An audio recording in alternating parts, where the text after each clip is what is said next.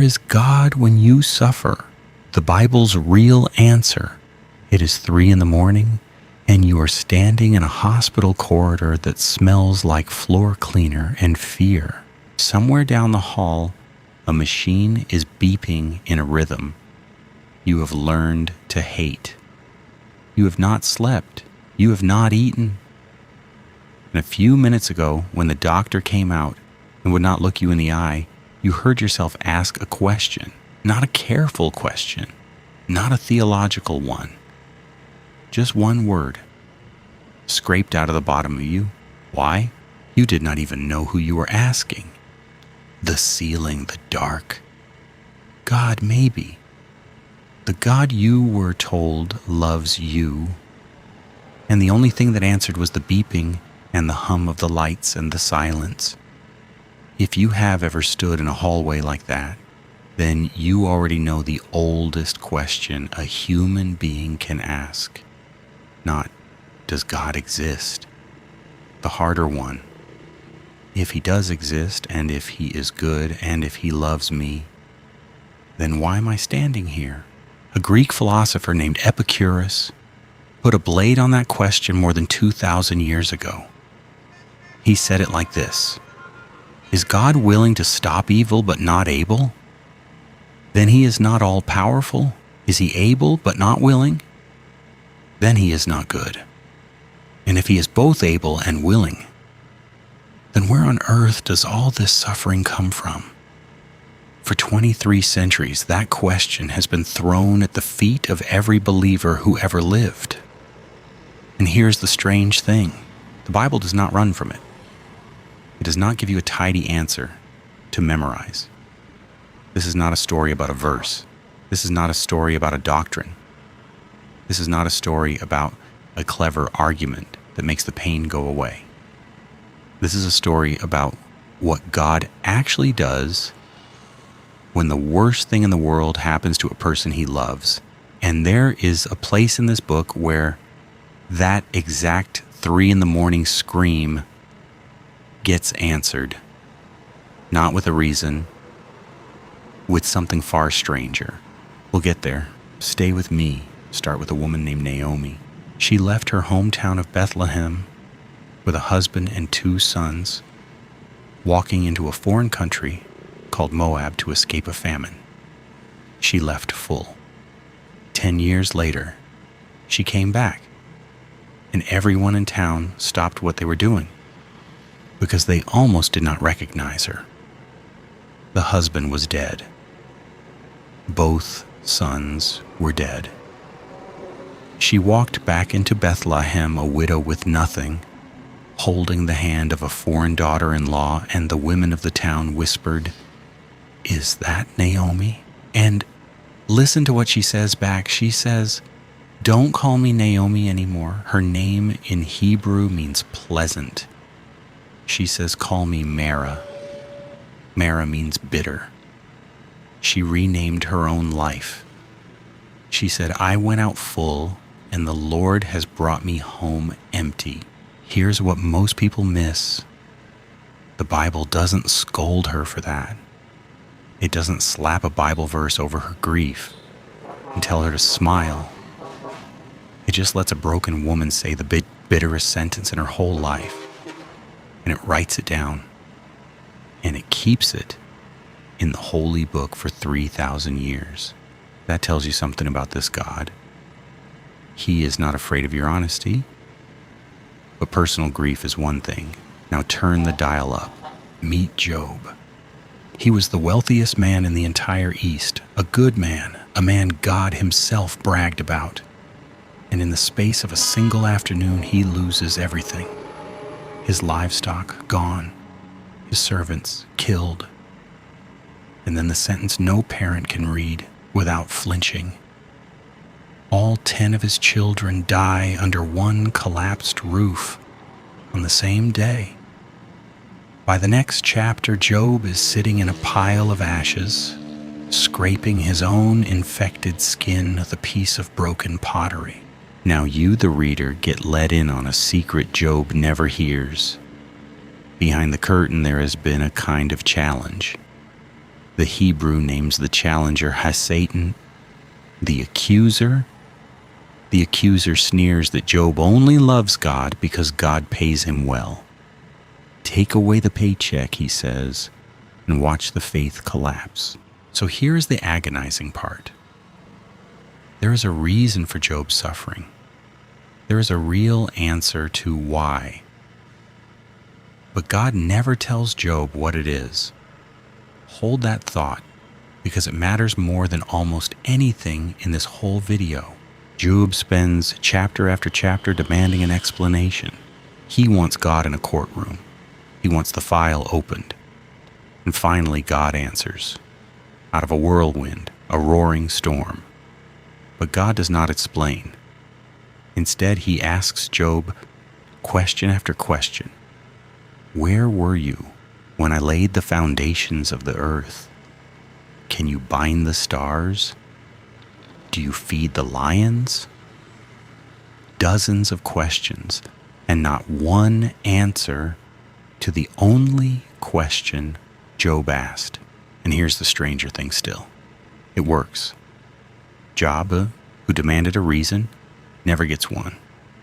And he walks away satisfied. Not because he understood the why, because he met the who.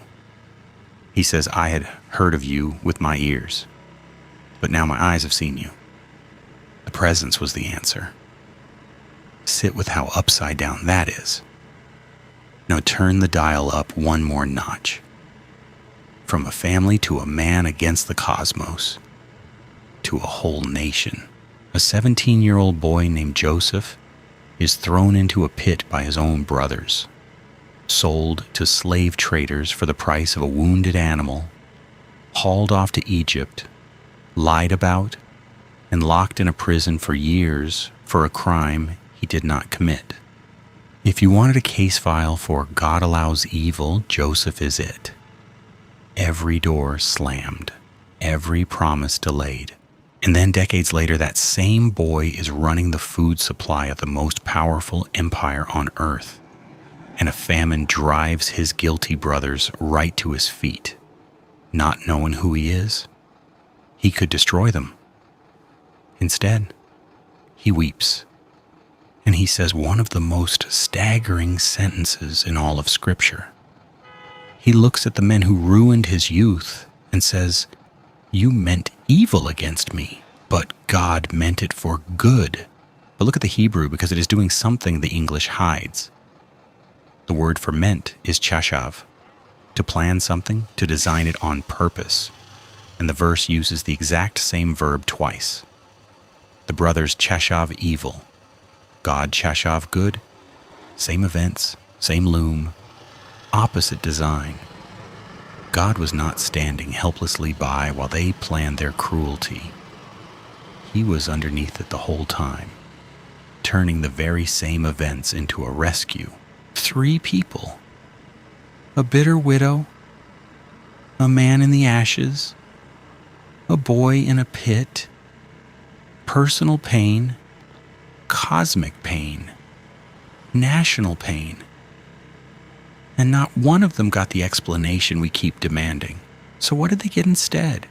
Before we go to the deepest answer, let me say one quick thing. If this is helping you make sense of something heavy you are carrying, subscribe. These are the kinds of questions we sit with here every week, honestly and without the clichés. And down in the comments, tell me the name of someone you are praying through pain for right now. We'll pray with you. Now, back to it. For 1,000 years, the sharpest minds in the church wrestled with the same blade Epicurus left on the table. And the deepest of them was a man named Augustine. Augustine had lived a wild, broken life before he ever found faith. So he was not asking about evil from behind a desk. He was asking from inside his own wreckage. And he landed somewhere that still steadies people 1,600 years later. He said, evil is not a thing. God did not sit down and manufacture a substance called evil, the way he made light and water and bone.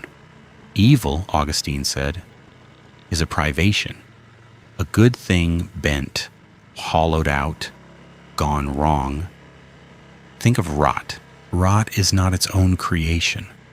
Rot is good wood being eaten away. Think of a wound.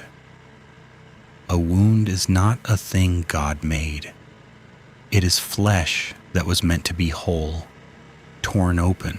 Pay attention to this, because it changes the whole question. We keep asking, why did God make a world with so much evil in it? But if Augustine is right, God did not make the evil. He made a world good enough to be broken. And the only way to make a creature that can truly love is to make a creature that can truly refuse. A love that cannot say no is not love. It is a machine. The terrible price of a world where love is real is a world where cruelty is possible. But it gets stranger, because the Bible doesn't stop at explaining where evil comes from. It does something far more personal. It tells you what God does with your specific share of it. And for that, meet Paul. Paul wrote almost half the New Testament. He planted churches across the ancient world. And he carried something he called, in his own words, a thorn in the flesh. The Greek word is skolos. It does not mean a splinter, it means a stake, a sharpened spike. We do not even know exactly what it was. A disease, a disability, a tormentor, a chronic pain. And maybe that is the mercy of it, because now every single person who reads it can lay their own stake right on top of his. Here's the part nobody tells you. Paul, the great man of faith, the miracle worker, begged God to take it away. Not once, 3 times. The same number of times Jesus would pray in the garden for the cup to pass, and God, who could have healed it with a word, said no, on purpose. But God did not say no and leave him in silence. He said, "My grace is sufficient for thee, for my strength is made perfect in weakness." Sit with that, not removed in your weakness, perfect in it. The thorn stayed, and the grace came anyway, and Paul said something no healthy, comfortable person could ever say, that he would rather keep the weakness, because that is where he finally felt God hold him up. There is one more Greek word you need, and then we go to the center of everything.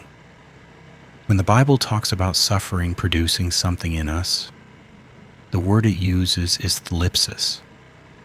It is the word for pressure, the picture of grapes crushed under a heavy stone in a wine press. And what comes out of grapes under that kind of weight? Wine. The very thing they will one day raise to remember the blood of a suffering God, which is exactly where we have to go now. So put it all together. A bitter widow, a man in the ashes who never got his reason, a boy in a pit, a great apostle with a stake in his side. Every one of them suffered, and not one of them got the clean explanation we keep demanding from the sky. So what is God's final answer to the oldest question? Here it is. And it is not what you think. He did not send a memo. He did not send a philosopher. He did not send a tidy 3-point explanation that makes the ache go away. He sent himself. This is the thing that makes the Christian answer to suffering unlike any other answer ever offered. Every other system tells you why pain happens, or how to escape it, or how to stop feeling it. The Bible does something no philosophy would dare. It says the God you are screaming at in the hospital hallway climbed down into the hallway with you. He was born into an occupied country, to a poor family who had to flee as refugees. He grew up working with his hands. He buried friends. He wept at a grave even though he knew he could undo death, because the grief was real and he let himself feel it. And at the end, he was betrayed by someone he loved, abandoned by the rest, beaten, mocked, and nailed to 2 pieces of wood by an empire that did it to thousands. Now watch what happens next, because this is the moment the whole video has been walking toward. Hang in there. In the worst pain a human body can hold, Jesus cries out. And of all the things he could have said, he screams a question. My God, why hast thou forsaken me? Why? Do you hear it? That is the scream from the hospital corridor. That is your 3 a.m. word. The one you thought disappeared into the silence. It did not disappear into the silence. It came out of the mouth of God. That is the answer the Bible gives. Not a reason that explains your pain away. A person who walks into it and asks your own question from the inside. You are not screaming why up at a God who has never felt it. You are screaming it next to a God who has. A pastor named Dietrich Bonhoeffer understood this from the worst possible place to understand anything. He was locked in a Nazi prison, waiting to be executed for resisting Hitler, watching the world burn through a small barred window. And from inside that cell, he wrote a line that has held grieving people up ever since. He wrote that only a suffering God can help. A God who stands above it all, untouched, explaining things. That God is no help at 3 a.m, but a God with scars on his hands. A God who's been forsaken too. That God can sit with you in the dark because he has been there. And here's where the grief turns. Because the cross is not the end of the sentence. 3 days later, the tomb is empty. The same God who entered the suffering walked out the other side of it, and he still had the scars. He did not erase them, he kept them forever. Which means suffering in the hands of this God is never the final word and never wasted. It gets taken up, Cheshav, remember? And turned into something none of those broken people could have designed on their own. If that is landing on you tonight, share this with the one person you know who is sitting in their own ashes right now. They may need to hear it more than you do, because the question was never really, why does a loving God allow suffering? The question underneath it was always, where is God while I suffer? And the Bible answers that one with terrifying clarity. He is on the cross. He is in the hallway. He is closer than the question you are screaming. So before you go, hold on to 3 things. First, the Bible never once promises you an explanation. Job didn't get one. Naomi didn't get one. You probably won't get one either, at least not on this side of things. What it promises instead is a presence. And if you have ever sat with someone in real grief, you already know the secret the whole book is built on. When the pain is deepest, you do not actually want a lecture. You want someone to stay. God stays second, and this one is for you specifically. Your pain is not evidence that God has walked out of the room. Read the stories again. The pit, the ashes, the empty house, the stake in the side, the cross. Those were not the places God was absent. Those were the places he turned out to be closest. The hospital hallway is not God-forsaken ground. It may be the holiest floor you ever stand on. And third, this is the one I want you to carry to bed tonight. You do not have to trust a God who explains your suffering. You get to trust a God who shares it. When you finally meet him, he will not hand you a document. He will show you his hands. And there will still be scars in them, kept on purpose forever, so that for all of eternity, you will know that the God who allowed your suffering is the same God who walked straight into his own.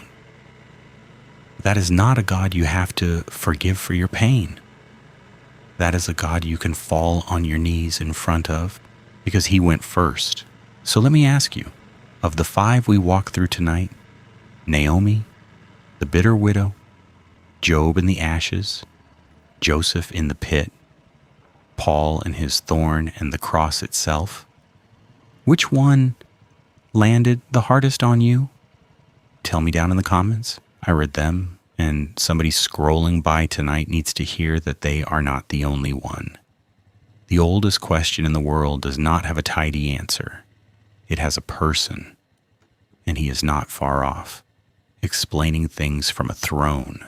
He is right here in the dark with scars on his hands, and he is not leaving.